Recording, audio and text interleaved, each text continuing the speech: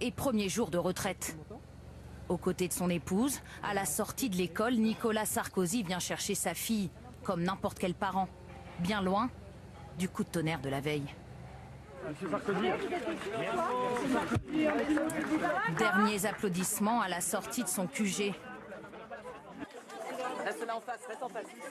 Dernière cohue. Après 40 ans de vie politique. À l'intérieur du QG, la défaite est vécue à huis clos. Pas de caméra autorisée. C'est le clap de fin. Ses proches, Éric Woerth, Laurent Wauquiez, Lamine, défaite, quittent la tribune. Nicolas Sarkozy a pesé chaque mot de sa déclaration. J'ai beaucoup d'estime pour Alain Juppé. Mais les choix politiques de François Fillon me sont plus proches. Quels que soient mes désaccords passés avec lui, François Fillon me paraît avoir le mieux compris les défis qui se présentent à la France.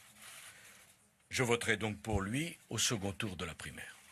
Il ne parle pas de quitter la politique, mais tout le monde a compris. Il est donc temps maintenant, pour moi, d'aborder une vie avec plus de passion privée et moins de passion publique. Le directeur de campagne de Nicolas Sarkozy console comme il peut les militants en pleurs.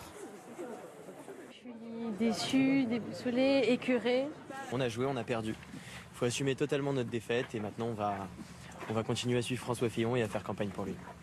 En une soirée, les jeunes sarkozystes ont vécu la fin d'un rêve politique, sans doute aussi la fin d'une époque. Bonsoir Thierry Curtet, vous vous trouvez devant les bureaux de Nicolas Sarkozy à Paris. Sait-on ce qu'il va faire maintenant ? Eh bien tout d'abord, il va regarder la fin de cette primaire de loin. Il ne participera pas au meeting de François Fillon mercredi prochain à Lyon, même si certains de ses proches y seront.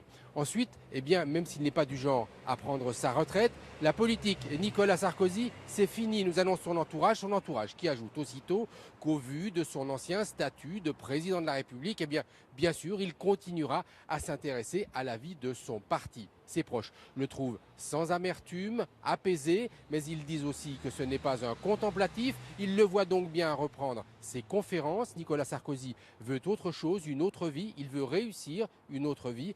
Dans un premier temps, il va commencer par prendre un peu de repos et consacrer du temps à sa famille. Merci Thierry.